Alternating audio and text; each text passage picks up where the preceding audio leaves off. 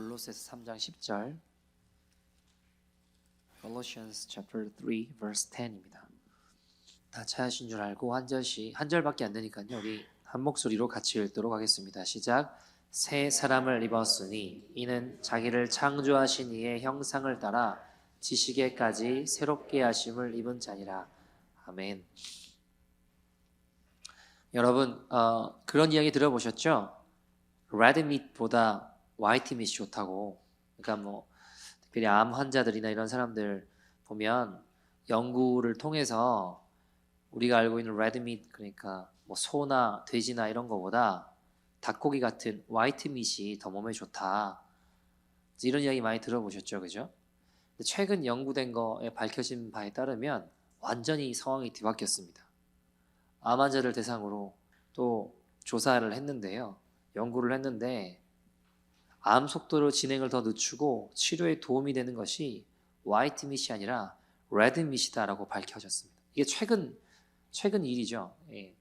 그러니까 이게 이런 일들을 가만히 보다 보면 어떤 생각이 드냐 하면, 야, 아무리 연구를 했다, 과학적이다. 근데 그 말을 믿을 수가 있나라는 생각이 들어요. 왜냐하면 여러분 또 그런 생각이 들거든요. 저는 한켠에 한 10년 지나면 또 뒤집히는 거 아닌가. 그런 일들이 여러분 별로 없을 것 같지만 굉장히 많이 일어나고 있거든요. 세상에 이런 일이 참 많습니다. 놀라운 발견과 업적인 것 같은데 시간 지나면 그와 전혀 반대되는 소리를 하는 것이 일어나는 것이 우리가 살아가고 있는 세상입니다. 그래서 여러분, 모든 것은 바뀌지만 변함없는 건 주님의 말씀밖에 없는 줄 믿습니다. 사단은요 계속해서 그래서 하나님의 말씀이 아니라 다른 것으로 우리를 속여요. 다른 것으로 우리를 자꾸 집어삼키려고 합니다. 우리 사회는 겉으로 보여지는 외모와 성과로 모든 것을 평가하죠. 이 모든 것을 이루어내는 어치브먼트로 우리가 이런 업적, 그런 성취 이런 걸로 모든 것이 결정된다라고 이야기합니다. 제가 이것과 관련된 설교를 매년 한 번씩은 하는 것 같아요. 왜냐하면 계속 사단한테 속으니까요. 우리의 가치관이 정말 주님을 닮아 변화될 때까지 계속 할 겁니다. 오늘 성경은 우리가 새 사람을 입었다라고 이야기 시작합니다. 새 사람을 입었으니 새 사람을 입었다라고 시작합니다. 우리를 지으신 주님의 형상을 따라 완전히 어디까지 새롭게 하심을 입었다고요? 3장 10절 보시면 지식에까지 새롭게 하심을 입었다라고 이야기합니다. 우리의 지식과 우리의 생각까지 우리가 가지고 왔던 그동안 지내왔던 습관과 생각과 마음과 모든 것을 다 주님의 형상으로 변화된다라고 성경은 이야기하고 있습니다. 여러분, 우리가 인생을 살아오며 배워온 수많은 세상의 가치관과 사단이 만들어온 세상의 구조가 있어요. 세상의 가치관이 있습니다. 이게 어떻게 바뀌는 거냐면 하나님 나라의 가치관으로 바뀌어가는 거예요. 그러면 이 세상 가치관은 어떤 걸까요? 세상에 이 사단이 만들어 놓은 모든 이가 속고 있는 이 세상의 thinking cycle, 세상의 이 가치관은 어떤 걸까요? 한번 생각해 봅시다. 여러분, 제가 아까 말씀드린 대로 세상의 모든 구조는 무엇을 위해 살아가요? 어떤 성취나 업적을 위해 살아갑니다. 어떤 어치브먼트를 이루었는가? 네가 어떤 성취를 이루었느냐? 이게 굉장히 중요합니다. 모든 사람이 이 세상에 어떤 것이 되었건 이 성취를 위해서 뛰어다닙니다. 모두가 이것을 위해 달려갑니다. 왜요?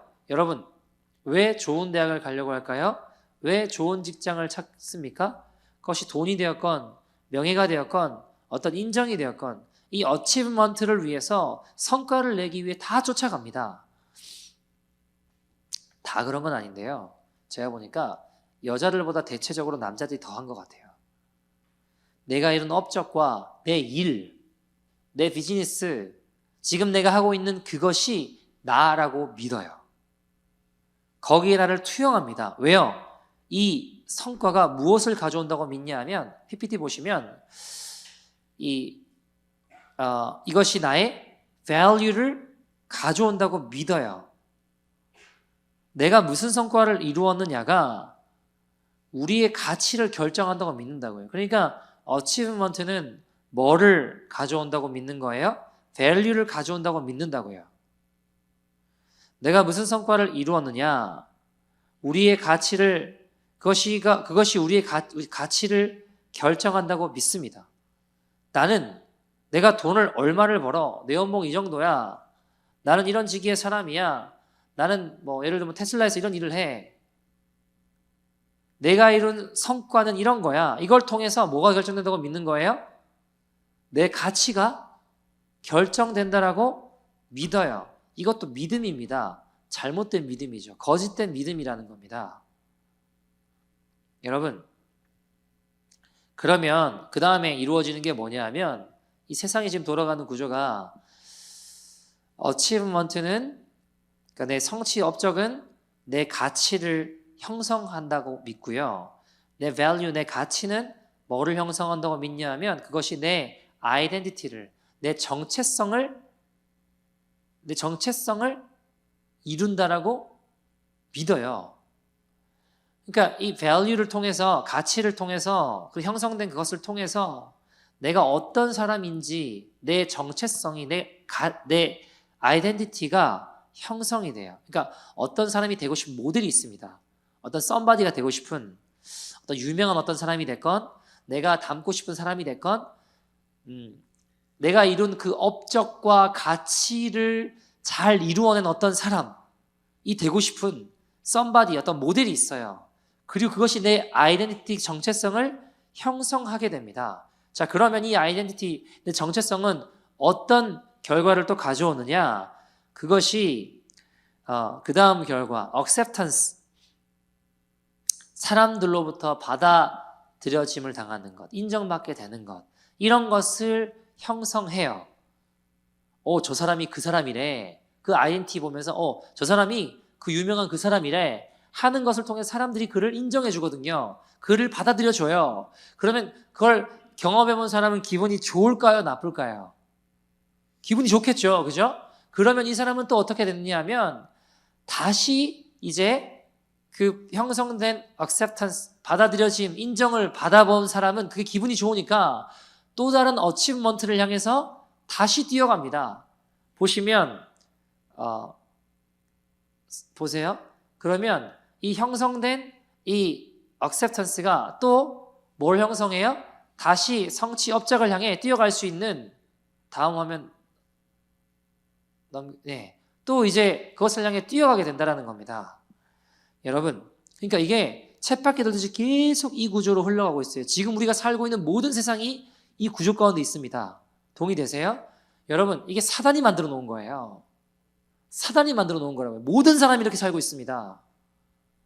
여러분, 이게 사단이 만들어 놓은 거짓인데 이 거짓 구조 속에 모든 이들이 살아가고 있어요. 문제는 우리가 그 거짓 진리에 철저히 속아 그걸 붙잡고 지배당하는 삶을 살게 되면 더러운 귀신이 그곳에 자기의 집을 지어요. 나는 그런 상태인지도 모른 채 귀신의 지배를 받는 인생이 되더라는 겁니다. 왜요? 이게 사단이 만들어 놓은 거기 때문에. 거기서 나도 모르게 쫓아가게 만들어지면 나도 모르게 사단이 만들어 놓은 구조 가운데 빠져들게 되고 사단이 이끄는 대로 흘러가게 되더라는 겁니다.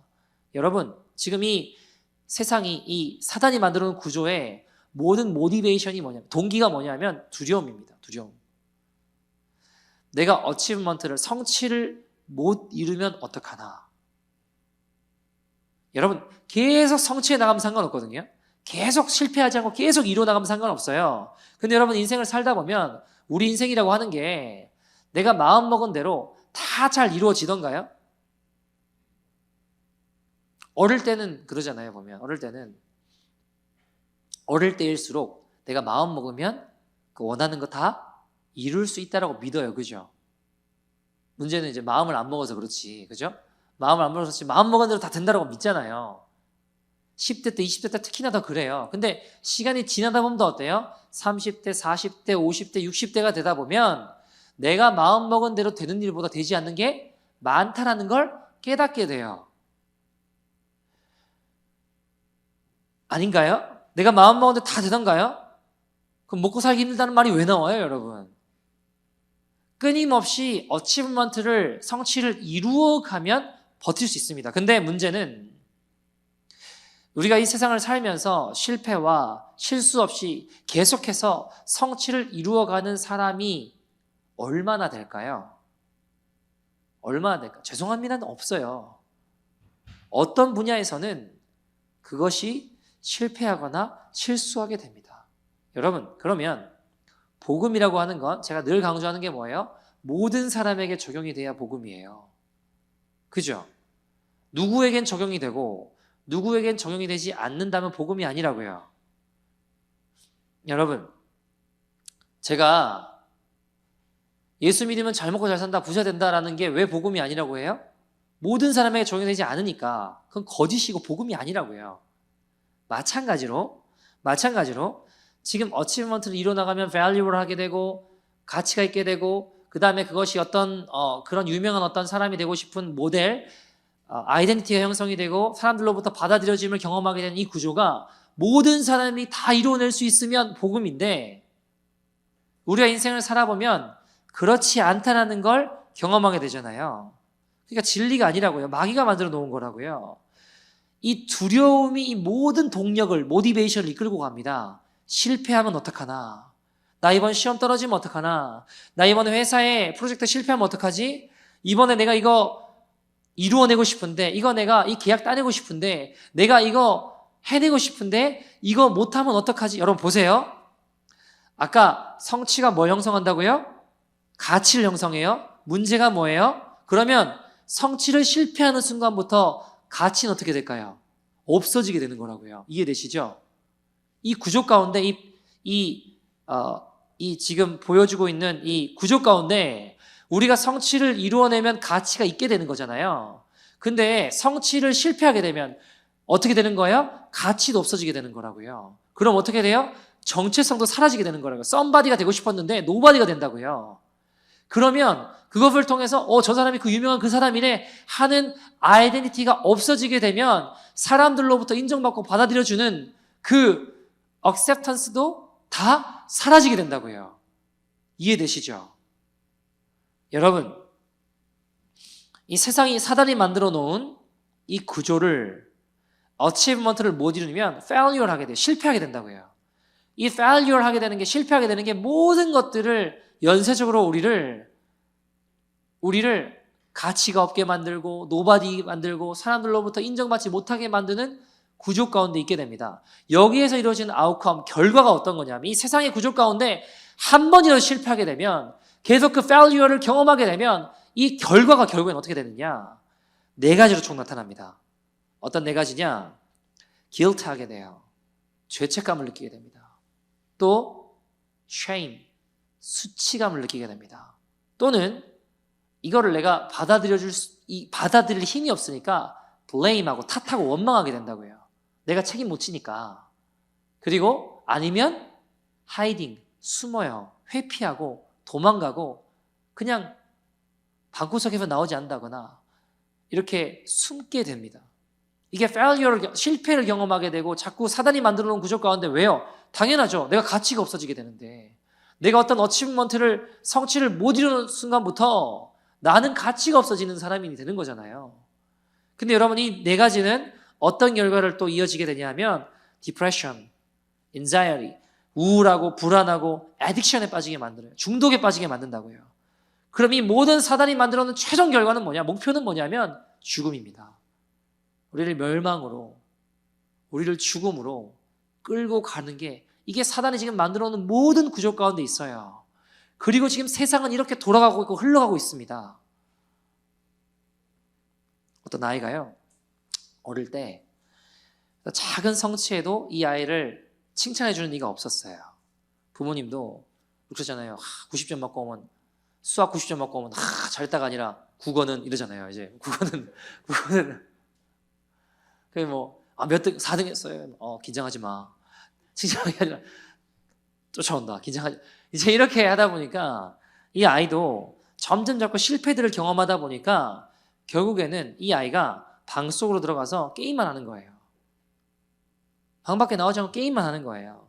정서가 무너지고 나중에 학교도 관두게 되고 중간에 다 포기했습니다. 그러니까 이 친구가 택한 방법은 아웃컴 4가지 중에 뭐였어요? 하이딩 하는 거였어요. 숨는 거.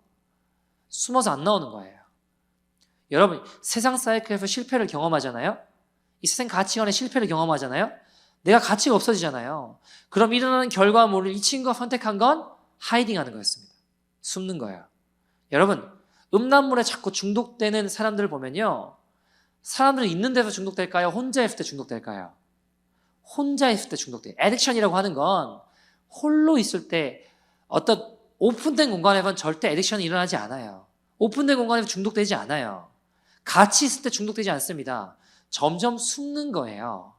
하이딩 한다고요. 그러니까 혼자 딴짓하게 되고 혼자 죄짓게 되고 혼자 중독되게 되더라는 겁니다. 이 guilt한 마음들, 정죄감에 빠져요. 나는 안 돼. 나는 끝났어. 이 생각에 빠져나오지 못하게, 헤어나오지 못하게 되더라는 겁니다. 또는 shame, 아까 본 대로 수치감을 느낍니다. 수치심을 느껴요. 그래서 못 견디는 거예요. 그러다가 극단적으로는 죽음에 자살하게 되는 사람들도 있는 거죠. 왜요? 어차피 나는 failure, 실패하는 순간부터 두려움에서 이 achievement를 못 이루는 순간부터 내가 가치가 없으니까 뭐 죽는다고 뭐가 바뀌나? 왜요? 난 가치 없는 인생이니까. 이해되시죠? 그런 일들이 지금 수도 없이 많이 일어나고 있습니다. 수치심을 못 견디면 포장하게 돼요. 저 거짓말을 한다거나 포장해요. 어떤 아이는요.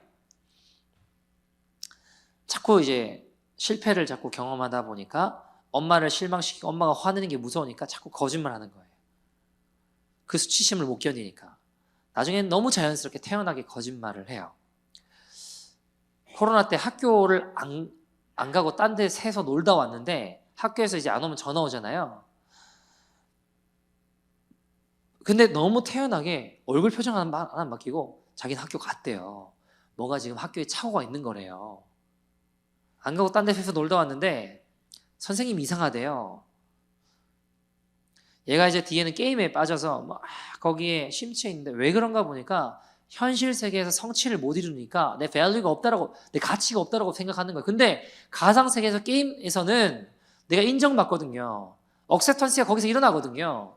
그러니까 나는 이 세상의 현실 세계에서는 무가치하다고 느꼈는데 내가 유일하게 인정받고 가치를 부여해 주는 것이 온라인 게임 세상인 거예요.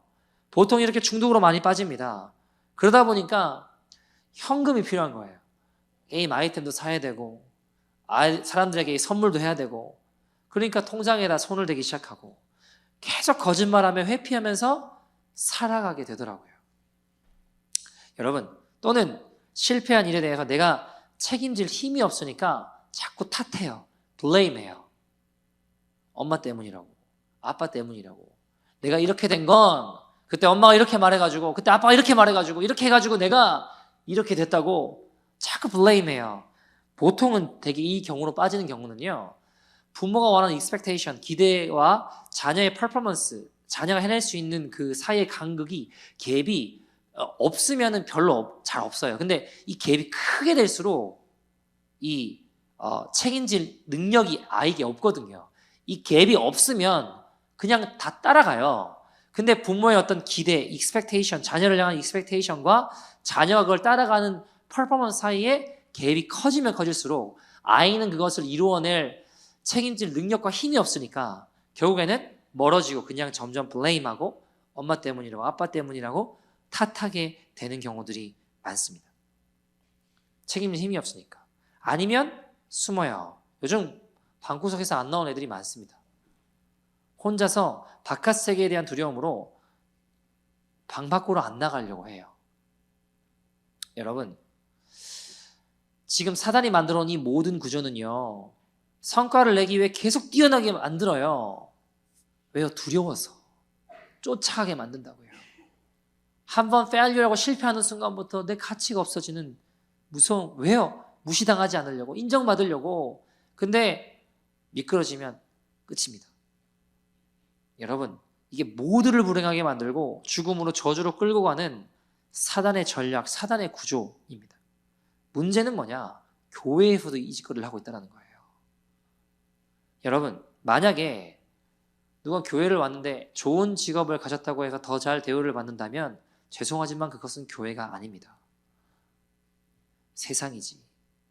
교회도 사단의 가치체계에 놀아나고 있는 거예요. 교회는요, 무슨 직업을 가졌느냐, 그 사람이 어떤 성취를 이루었느냐에 관계없이 하나님의 영혼으로 대해야 됩니다. 그게 교회입니다.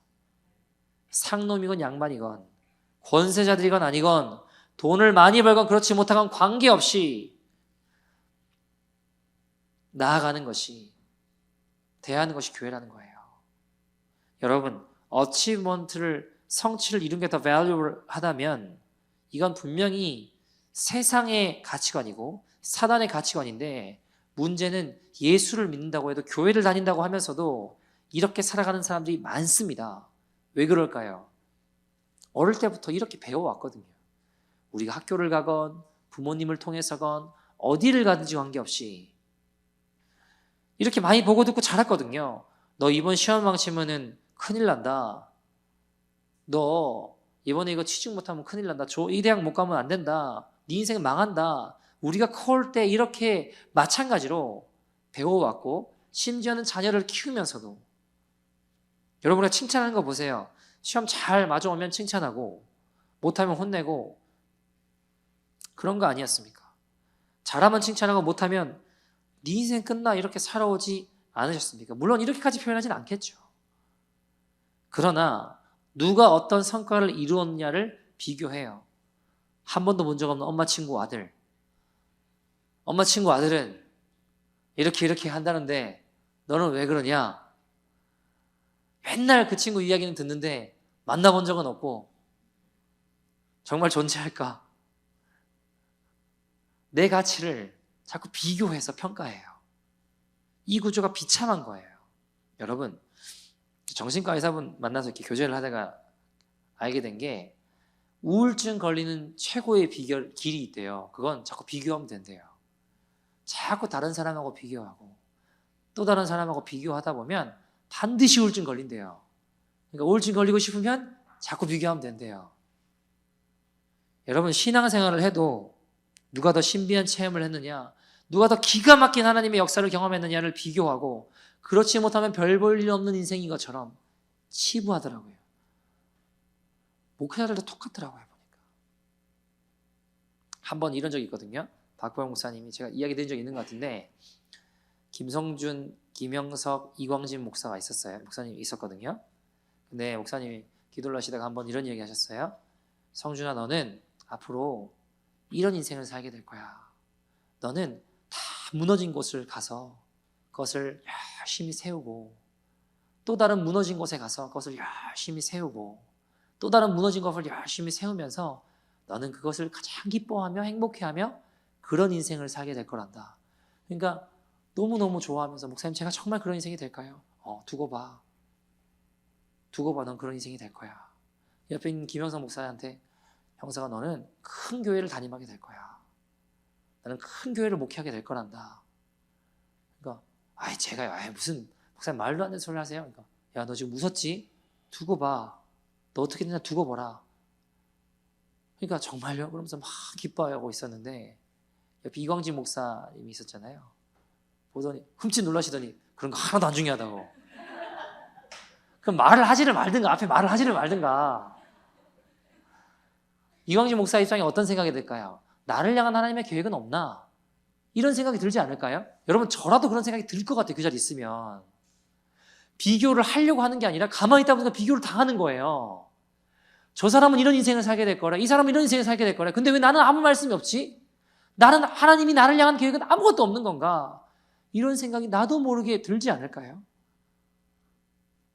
여러분, 실제로 성경을 읽어보면요, 다윗, 이사야, 예레미야, 이런 사람들 보면 하나님의 초자연적인 기적들, 하나님의 음성들, 하나님의 역사들. 바울 어때요? 갑자기 길 가다, 다메섹 가다가 갑자기 홀련한 빛이 막 오더니 눈이 멀고 사울아 수아라 네가 나를 왜 핍박하느냐? 너는 나의 이방인을 향해 나의 구별된 나의 그릇이다. 뭐 이런 일들을 경험하고 막 쓰임받고 죽은 사람 막 살아나고 이런 사람들도 있지만 여러분 보세요. 그에 비해서 아니 그런 사람들 보다 보면 이런 사람들 읽다 보면 어떤 생각이 들어요? 나는 그런 일이 없었거든요. 그러면 어떤 생각이 들어요? 그런 신령한 선지자들 다윗도 막 갑자기 사무엘 오더니 갑자기 기름을 붓더니 너 왕이 될 거다 그러지를 않나? 이러니까 근데 이상하죠. 우리들은 그렇게 특별한 일들이 없단 말이에요. 그러면 아까 이광진 목사 예를 든 것처럼 우리의 계획은 모르겠다. 하나님 나를 향한 특별한 계획은 없나? 이렇게 속단한 경우들이 굉장히 많습니다. 근데 여러분 성경을 가만히 읽어보세요. 기가 막히고 신령한 일들을 경험하지 않아도 하나님의 계획을 알고 그것을 이루어냈던 사람들이 많습니다. 여러분 롯이라고 같은 사람 또 에스라, 느헤미야 이런 사람들을 보면 한 번도 신령한 경험이 기도를 했는데 뭐 환상을 봤다거나 천국을 봤다 지옥을 봤다 없어요 여러분. 그런데 이 사람들은 여러분 롯이라고 하는 사람은 여자예요. 고대 근동지방에서 여자는 사람 취급도 못 받는 인생이었습니다. 미미한 존재였습니다. 근데 이 여인이 예수님의 족보에 들어가는 대단한 여인이 됩니다. 자, 여러분 알았을까요? 몰랐을까요? 몰랐죠. 몰랐지만 그 부르심을 향해 그 길을 향해 걸어갔습니다. 하나도 모르고 걷는 길이었습니다. 여러분 에스더 아시죠? 에스더. 우리 교회 에스더 말고 성경의 에스더. 여러분 에스더가 자기 길을 알았을까요? 야, 네가 오늘 왕 앞에 나가면 너 안 죽고 너 왕 앞에 나가면 살려줄게. 그리고 거기서 하나님의 역사를 보게 될 거야. 너 민족을 구원할 사명자가 될 거야. 그런 음성 듣고 갔을까요? 아니요. 죽을 수 있다 생각했어요. 죽으면 죽으리라고 나갔다고요. 이런 얘기 한 번도 못 들었습니다. 느헤미야는요. 한 번도 하나님 음성을 주시거나 뭐 그런 거 없었어요. 그냥 고국에 대한 소식을 듣고 마음이 아파 울었던 것 뿐입니다, 여러분. 그리고 나아갔어요. 그런 일들이 뭐 그런 환상, 뭐 그런 어떤 역사 전무한 사람들입니다. 그런데 이 사람들은 하나님의 계획하신 뜻대로 하나님 나라를 이루면서 걸어갔습니다. 어떻게 가능했을까요? 여러분, 자, 지금 사단이 만들어 놓은 구조, 가치 체계, 우리가 그것이 아니라 하나님 나라의 가치 체계를 잘 이해해야 돼요. 하나님 나라의 사고 체계, 하나님 나라의 가치 체계를 본 사람들은, 안 사람들은, 그리고 그것대로 걸어가는 사람들은 주님의 뜻하신 바대로 걸어갑니다. 그럼 하나님 나라 가치 체계는 어떨까요? 여러분, 지금 보세요. 세상 나라, 사단이 만들어 놓은 가치 체계, 아까 봤잖아요. 이게 이런 구조예요. 이 구조를 우리가 어떻게 하면 하나님 나라의 가치 체계로 바꿀 수 있을까요? 어떻게 하면 되죠? 하나님 나라는요, 완전히 반대입니다. 자, 세상, 사단이 만들어 놓은 건 뭐부터 시작했어요? 성취, 업적, 어치브먼트부터 시작했잖아요.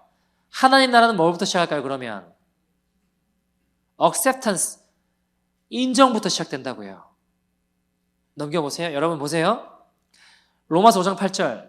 내가 잘나서가 아니에요. 하나님이 우리를 인정해 주시고 받아들여 주세요. 로마서 5장 8절은 뭐라고 이야기해요? 우리가 아직 죄인 되었을 때에 누가 우리를 위해 죽으셨어요? 그리스도께서 우리를 위하여 죽으심으로 하나님께서 우리에 대한 자기의 사랑을 확증하셨다. 자, 보세요. 우리가 뭔가를 어치브먼트, 성취를 이루었기 때문이 아니라 우리는 여전히 죄인인데 하나님이 어떻게 하신 거예요? 죄인 된 우리를 위하여 죽으셨대요. 우리를 받아들여 주셨대요. 하나님의 사랑을 보여주셨대요. 여러분, 우리를 새롭게 하셨대요. 하나님 사랑을 보여주셨습니다. 무슨 말일까요? 있는 모습 그대로 나오라는 거예요. 죄 있는 모습 그대로 주님께 나오면, 십자가 앞으로 나오면 우리를 받아주시고 새롭게 해주신다고 약속해 주셨습니다. 죄인 된 채로 죄악된 습관들 그대로 두시는 것이 아니라 우리를 변화시켜 주신다고 주님은 말씀하신다는 겁니다. 그래서 성경은 우리를 있는 모습 그대로 받아주시는 인정, acceptance부터 시작됩니다. 그렇게 주님이 받아주셔서 우리를 새롭게 하시면, 자, 그 다음 어떻게 될까요? 반대로 했잖아요. 그 다음 뭐가 형성이 되겠어요? 정체성이 형성이 된다고요.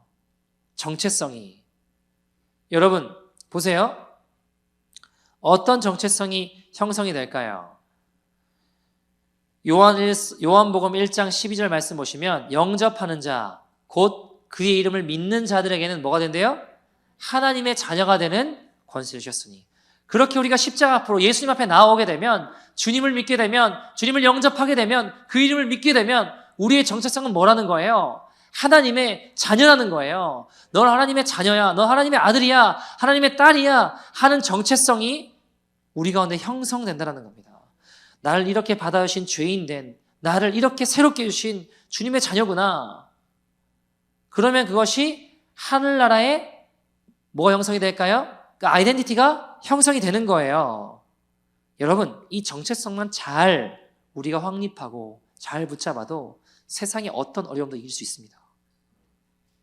그 어려움과 내가 하나님 자녀야, 나 하나님 딸이야, 나 하나님의 아들이야, 이게 우리를 이기게 한다고요. 그러면 자 보세요. 그 아이덴티티가 정체성이 뭘 형성해요? 이제 value, 가치를 형성한다고요. 베드로전서 2장 9절 말씀 보시면 이렇게 이야기합니다.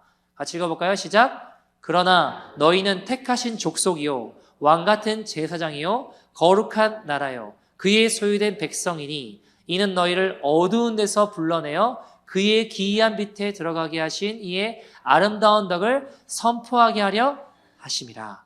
자 보세요. 우리의 밸류가 어때요? 왕같은 제사장이래요. 거룩한 나라래요. 주의 소유된 백성이라고 하십니다. 나는 예수님짜리 인생이구나.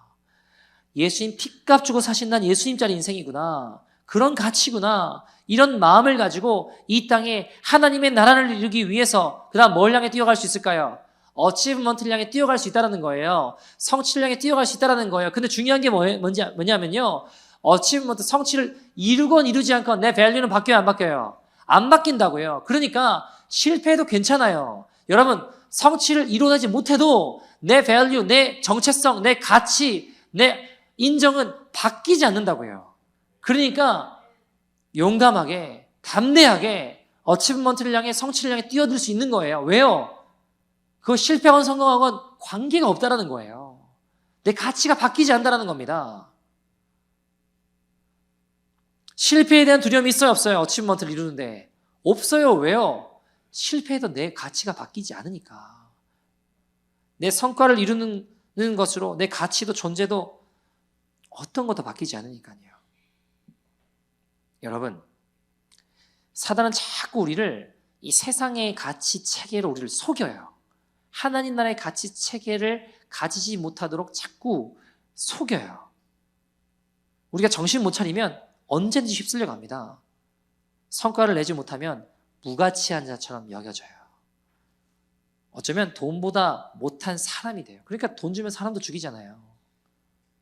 여러분, 남자든 여자든 자기 자신을 꾸미는 게 나쁜 건 아니에요. 그죠? 여자분들 화장하시잖아요. 나쁜 게 아니라고요. 근데 사람이 거기에 목을 매게 돼요. 나를 꾸미는데 목을 매게 돼요. 왜 그래요? 사람들의 평가에 내 가치가 결정된다라고 잘못 믿고 있기 때문이에요. 여러분, 저도요, 사람들의 평가에 민감해지더라고요. 정신 차리지 않으면 사람들이 나를 어떻게 생각하나, 어떻게 봐주나, 내가 열심히 하는 신을 누가 알아주지 않으면 서운해한 마음이 들고, 그러니까 이게 모든 게 뭐예요? 정신 안 차리면 나도 모르게 사단이 만들어 놓은 구조 가운데 속게 된다고요.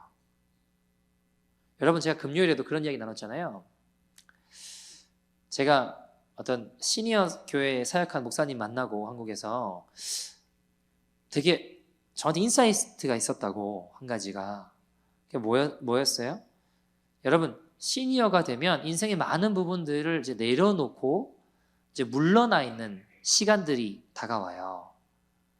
그런 나이라는 거예요. 자녀들도 다 키웠고, 내가 하고 있는 일도 은퇴했고, 사역도 이제 뭐 장로가 됐건 권사가 됐건, 은퇴 장로, 은퇴 권사, 이제 하던 주류적인 사역들에서 이제 밀려나 있는 상황이죠, 어떻게 보면. 근데 이분이 시니어 사역을 하면서 사람들이 두 부류로 나눴다고 했잖아요. 한 부류는 많진 않지만 모든 것이 밀려남에도 불구하고 그것 때문에 억울하거나 힘들어하지 않고 여전히 예수님을 닮아가고 예수님과 함께하고 말씀 가운데 거하고 서운해하지 않고 외로워하지 않는 부류의 사람들. 그에 비해 다른 대부분의 사람들은 어떤 사람들이라고 했어요?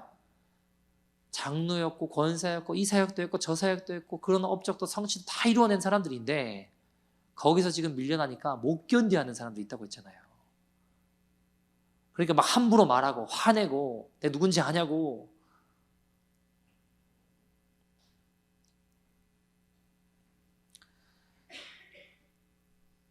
나를 안 시켜줬다고 화내고 집안에서도 이제 일에서 은퇴하고 주도권에서 밀려나는 모습을 못 견디하고 함부로 말하고 목소리 커지고 괴팍하게 늙어가는 부류가 있다고 했잖아요.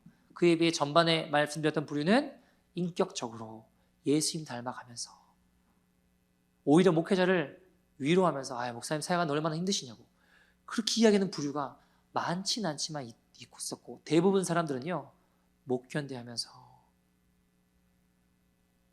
외로워하고 허전해하고 괴팍하게 늙어가더라는 겁니다. 여러분 제가 깨달은 게 우리 진짜 모습은 시니어 때 드러나는구나라는 거였어요. 나의 믿음의 실체는 이 인생의 후반전에 드러나는 거구나. 지금 사역하고 있는 지금 드러나는 게 아니고 우리가 어떻게 주님과의 관계를 하고 살아왔는지는 시니어 때 후반전에 다 드러나는 거구나. 그거 말씀드렸었잖아요. 남자들은 특히나 더 내가 하고 있는 일의 자기 정체성을 가치를 인정받으려고 하거든요. 거기에 자꾸 나를 투여해요. 저도 그래요. 제가 지금 이 사역을 하고 있으면 이 사역이 잘 이루어지면 그게 마치 나인 양 착각한다고요. 거기에 나를 자꾸 투여한다고요. 근데 아니거든요.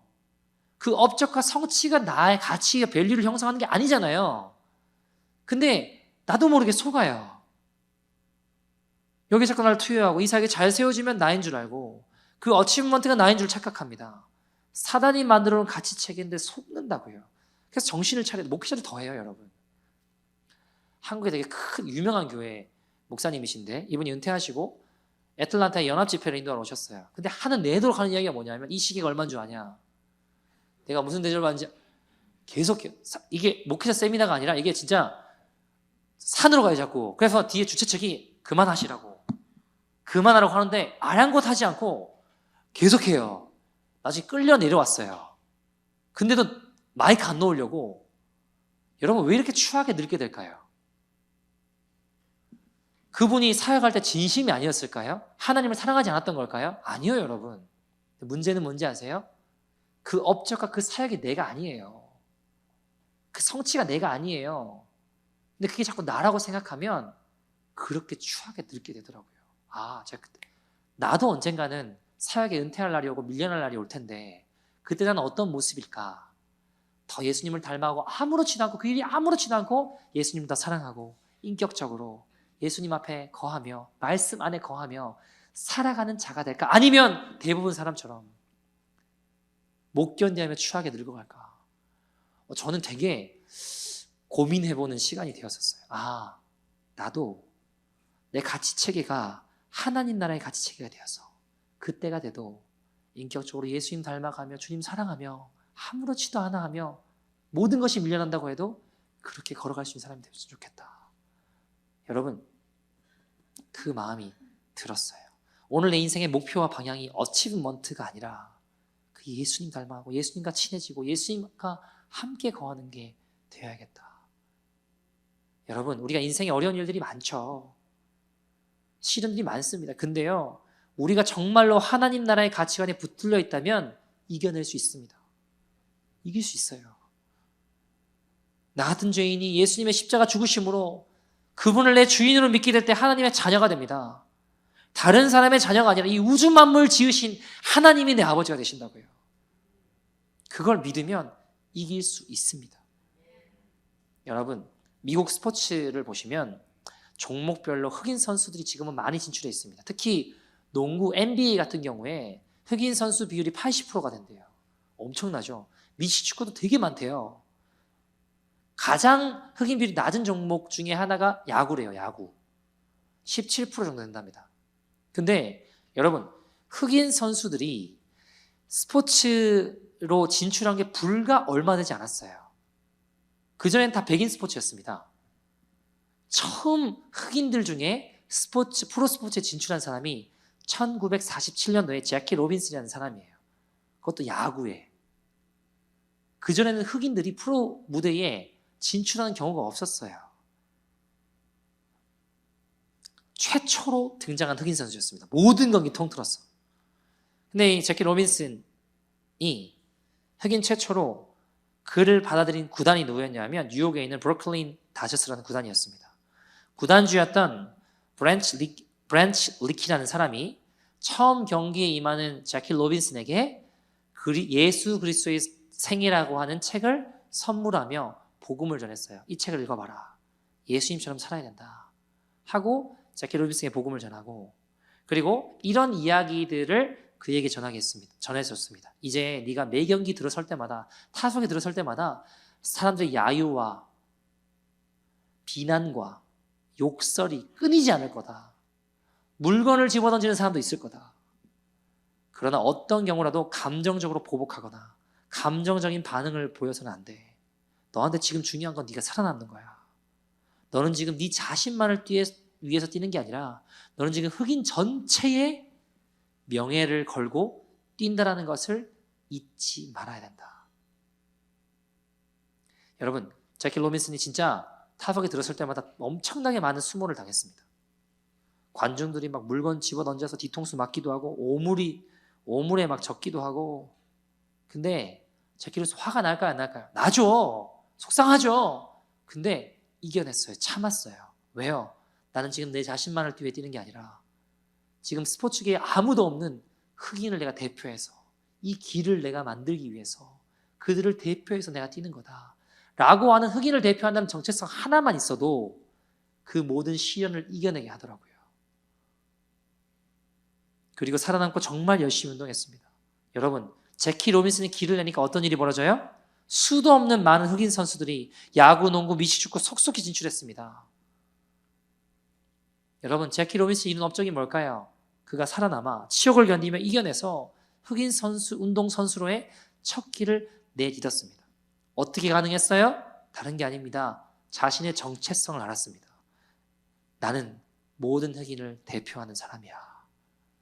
그러니까 그 정체성이 모든 수모와 핍박으로부터 붙잡을 수 있었고 일어나게 할 수 있었다는 겁니다. 내가 누군지 알았기에 참고 이겨냈다는 겁니다. 여러분, 흑인의 대표라고 하는 정체성 하나만 가져도 온갖 모욕과 비난과 침뱉음과 오물을 뒤집어 쓰는 것도 이겨내더라고요. 하물며 우리가 우주 만물 지으신 하나님의 자녀래요. 하나님의 자녀래요. 그 하나님의 자녀인 정체성을 가지면 여러분이 이길 수 있지 않겠습니까? 얼마나 더 큰 승리를 우리가 이뤄낼 수 있겠습니까? 여러분, 사단이 만들어 놓은 가치체계, 원동력이 뭐라고 했어요? 모티베이션이 뭐라고요? 두려움, fear. 두려움이라고 말씀드렸습니다. 그럼 하나님 나라의 가치체계의 원동력이 뭘까요? 이 모든 하나님 나라의 이 가치체계를 이루어내는 이 체계의 원동력, 모티베이션이 뭘까요? 여기 나와 있어요. 지금 보면 Word of God, 하나님의 말씀입니다. 하나님의 말씀이 우리의 심령에 새겨질 때 우리가 하나님 나라의 가치체계로 바뀌어가는 거예요. 여러분, 나도 모르게 속아서 자꾸 세상 나라의 가치체계로 바뀌어갈 때 하나님 말씀을 붙잡고 그 방향을 바꾸는 것을 뭐라고 해요? 회개라고 하는 거예요. 회개. 돌이키는 것. 나도 모르게 세상에 속아서 또 빠질 때 하나님 말씀을 붙잡고 돌이키는 게 뭐라고요? 회개라고요. 우리가 그렇게 나아갈 때 하나님의 사람으로 시간이 지날수록 더 예수님 닮아 우리 인생의 후반전에 마지막이 되었을 때도 밀려난다고 서운해하지 않고 예수님과 친밀하게 교제하며 말씀 안에 은혜 가운데 거하는 믿음의 인생이 될 줄 믿습니다. 여러분, 복음은 반드시 우리를 모든 것을 새롭게 합니다. 회개하고 돌이켜 하나님 말씀 순종하잖아요. 그러면 이 하나님 나라의 가치체계 아웃컴, 결과들이 있어요. 자, 여러분, 아까 세상 나라의 이 아웃컴 결과들은 뭐였어요? 죄책감, 수치감, 탓, 원망하는 거, 회피하는 거, 이런 거라고 말씀드렸잖아요. 그죠? 이것이 디프레션 낳게 되고 뭐 이런 이제 불안하게 되고 중독, 에딕션 빠지게 돼서 결국에는 사단이 우리를 죽음으로 끌고 가려고 한다고 했습니다. 그죠? 근데 하나님 나라의 가치체계는 이 모든 사단에 만들어 놓은 가치체계를 부십니다. 없애요. 그리고 죄책감은, guilt는 뭘로 바뀌냐면 forgiveness로, 용서로 우리를 바꿔놔요. 그리고 shame, 수치감은 뭘로 바뀌어요? freedom, 우리를 자유케 합니다. 진리를 알진 진리가 너희를 자유케 하세요. blame은 탓하는 거, 내가 책임질 힘이 없으니까 자꾸 비난하세요. 엄마 때문이다, 아빠 때문이다, 세상이 이래서 그렇다. 탓하는 건 뭘로 바뀔까요? 책임질 능력을 가지는 거, responsible, 책임질 힘을 가지게 된다고요. 하나님 나라의 가치체계는 하이딩하던 나를, 숨고 회피하던 나를 어떻게 바꿔내요? 오히려 숨는 것이 아니라 blessing하는 자로 바꾼다고요. 축복하는 자로 바꿔낸다고요. 여러분, 하나님 나라의 가치체계를 가진 천국 백성은 그래서 사랑하고 용서하며 살아가게 됩니다. 한 이야기들을 말씀을 좀 마치죠. 어둠 속에 빛나는 등불을 들고라는 책에 보시면 영국 사람인 스티븐 매트카프라는 사람이 등장합니다. 이 사람은 중국에서 태어났어요. 영국 사람이에요. 중국에서 태어났어요. 근데 그가 학생 때 2차 세계대전이 발발하게 되고 일본 포로 수용소에 생활하게 됩니다. 갇히게 되죠. 그때 일본군의 만행을 보면서 치를 떨어해요. 야, 진짜 중국 사람들을 이 실험하고 학대하고 하는 모습을 보면서 치를 떨어합니다. 야, 진짜 나쁜 놈들 너무했다. 근데 그 가운데 누구를 만나느냐? 중국 선교사로 와 있던 에릭 리드를 만나게 돼요. 여러분, 에릭 리드를 아시죠? 원래 영국 100m 올림픽 우승 후보였는데 주일이라고 나 안 뛴다고, 나 주일에는 못 뛴다고 해가지고 영국 언론부터 엄청 비난 먹고, 그가 주종목도 아니었는데 400m 종목에 뭐 배탈이 났나 어떤 이렇게 빠지게 된 사람을 대신해서 400m를 뛰었는데 금메달 따게 된 선수 있잖아요. 그 에릭 리들이 금메달 따고 이제 중국 선교사로 헌신하거든요. 그러니까 중국의 선교사로 왔던 에릭 리들을 만나게 돼요. 에릭 리들이 중국 선교사로 헌신하던 1941년도에 태평양 전쟁이 발발하고 임신 중인 아내와 두 딸을 캐나다로 보내요. 그 중국에서 시작한 하나님의 일들을 끝까지 난 이루기 위해서 나는 남겠다고 그 자리에 남게 되죠. 그러니까 스티븐 매트카프가 당시 소년이었고 중국 웨이시안 수용소에서 에릭 리드를 만납니다. 스티븐은 에릭 리드를 보면서 치가 떨리게 미웠던 일본 사람들에 대해서 그냥 똑같이 미워할 만하니까 미워하겠죠. 그는 똑같이 세상 사람들의 가치체계로 살아왔던 사람이에요. 근데 하나님 나라의 가치체계로 살아가고 있는 에릭 리드를 만나면서 그가 많은 것이 바뀌게 돼요. 그의 가치체계가 변화되게 됩니다. 여러분, 에릭 리들이요, 그 수용소에서 그 사람들을 섬기거든요. 온갖 잡일을 도맡아 하고 어린 아이들에게 스포츠 이벤트를 만들어서 청소년들 막 성경 가르치고 도움이 필요한 이들 자기의 모든 것으로 도와요. 심지어는 그가 딴 금메달 있잖아요. 400m 금메달. 그거를 암시장에 내다 팔아요. 그래서 아이들을 도와요. 아이들을 섬겨요. 에릭 그 책에 보면 이런 글이 있거든요. 어느 날 리들은 올림픽 금메달을 암시장에 내다 팔고 계란, 설탕, 고기 등 뭐든지 살 수 있을 만큼의 돈을 그 아이들을 섬기는 일에 다 써버렸대요. 그 당시 스포츠, 학업, 성경을 배울 수 있는 기회를 빼앗기지 않고 유지할 수 있었던 건 우리 소년들에겐 얼마나 유익했는지 모른다. 본인에 대해서 이야기하는 거예요. 최악의 환경에서 최선을 만들어준 어른들에게 그 감사함은 말로 표현할 수 없을 정도였다. 에릭 리들의 감동적인 이야기가 또 하나 있는데 뭐냐면 수용소에 갇힌 이들이 일본의 잔인한 만행에 치를 떨어했습니다. 중국 사람들을 처참하게 살해하고 그걸 다 목격했거든요. 얼마나 싫겠습니까? 도저히 저놈들 용서할 수 없다라고 생각하고 있는 그때 단 에릭 리들만 일본과 일본 사람들을 위해서 기도하였다. 그는 마태복음 5장 44절 너희 원수를 뭐라고 표현했나요? 너희 원수를 사랑하며 너희를 박해하는 자를 위하여 기도하라. 주님이 이렇게 말씀하셨다. 너희를 핍박하는 자를 위해 기도하라 하셨다. 우리가 사랑하는 자를 위해서 요구하지 않아도 시간 내서 기도한다. 내가 좋아할 만한 사람, 마음이 가니까 당연히 기도한다. 하지만 예수님은 사랑할 수 없는 자를 위해, 원수를 위해 기도하라고 말씀하셨지. 그러니까 너희도 일본을 위해 기도해봐. 인간을 미워할 때 너희는 자기 중심의 사람이 된단다. 하지만 기도할 때 너희는 하나님 중심의 사람이 된다. 하나님이 사랑하는 사람을 미워할 수 없는 거야. 너희는 너희의 기도하는 자세를 바꿀 수 있단다. 그렇게 에릭 리들은 그렇게 주님 앞에 살다가 뇌종양으로 고작 43세 나이로 삶을 마무리했습니다. 스티브 메르카프는 이렇게 결심합니다. 야, 중국을 위해 목숨을 바친 인간의 결말이 이거야? 부인에게도 아이들에게도 죽음을 알릴 수조차 없다니. 올림픽 금메달리스트요, 성자 같은 인물이었는데, 하지만 언젠가 꼭 하나님께서 에릭 리들에게 영광을 안겨주실 것이다. 우리는 지금 수용소 생활을 계속 가야만 하지만 분명 이곳에 할 일이 남아있을 거야. 하나님, 만약 제가 살아서 이 수용소를 나갈 날이 온다면 저는 선교사가 되어 일본으로 가겠습니다.